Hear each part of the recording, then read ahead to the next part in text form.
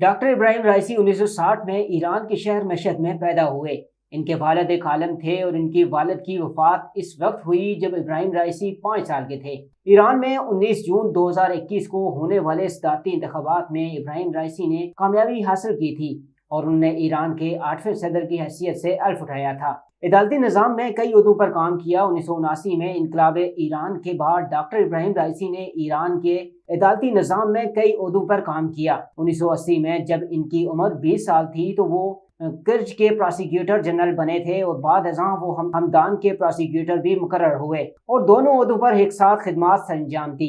Doctor Ebrahim رائسی 1985 میں Tehran کے deputy prosecutor کے طور پر تعینات ہوئے اور ایران کے دارالحکومت میں چلے گئے۔ ڈیتھ کمیٹی کے نام سے مشہور ٹریبونلز کا حصہ 1988 میں ڈپٹی پراسیکیوٹر کے عہدے پر رہتے ہوئے ڈاکٹر ابراہیم رائسی نے ان 4 ججز میں سے ایک کی حیثیت سے خدمات سر انجام دی جو ان خفیہ ٹریبونلز کا حصہ تھے جو کہ ڈیتھ کمیٹی کے نام سے مشہور تھے۔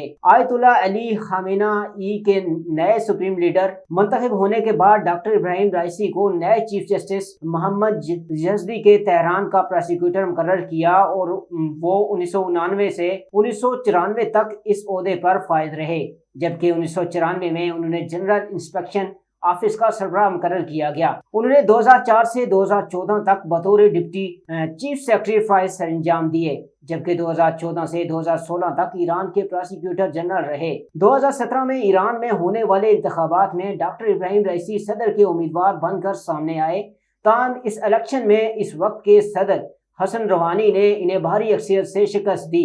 دوسری مرتبہ 2021 میں وہ 62.9% ووٹرز ایران کے 8ویں صدر منتخب ہوئے۔ اقتدار کے 1 سال بعد ابراہیم رائسی کی حکومت کو 22 سال مہسا ابنی کے ہلاکت کے نتیجے میں ملک بھر میں احتجاج کا سامنا کرنا پڑا۔ خارجہ پالیسی میں ابراہیم رائسی علاقائی خود مختاری کے حامی مانے جاتے تھے۔ امریکہ افواج کے انخلاء کے بعد انہوں نے افغانستان میں استحکام کی حمایت کی اور کہا کہ افغان سرحد کے اطراف داعش جیسے کسی بھی دہشت گرد گروپ کو پیر جمانے نہیں دیا جائے گا۔ ابراہیم رائسی نے شام کے ساتھ روابط مستحکم کیے، یمن میں سعودی ناکہ بندی کی شدید مخالفت کی، یوکرین جنگ میں روس کی حمایت کا اعلان کیا۔ 2023 کے دورہ چین میں صدر شی جن پنگ سے ملاقات کے نتیجے میں دونوں ممالک نے 20 معاہدے کیے اور کچھ ہی دنوں بعد ابراہیم رائسی کی قیادت میں سعودی عرب نے 2016 سے متفقہ سفارتی تعلقات بحال کر لیے۔ انہوں نے غزہ جنگ میں اسرائیل جارحیت کی شدید مذمت کی اور کہا کہ امریکہ کی مدد سے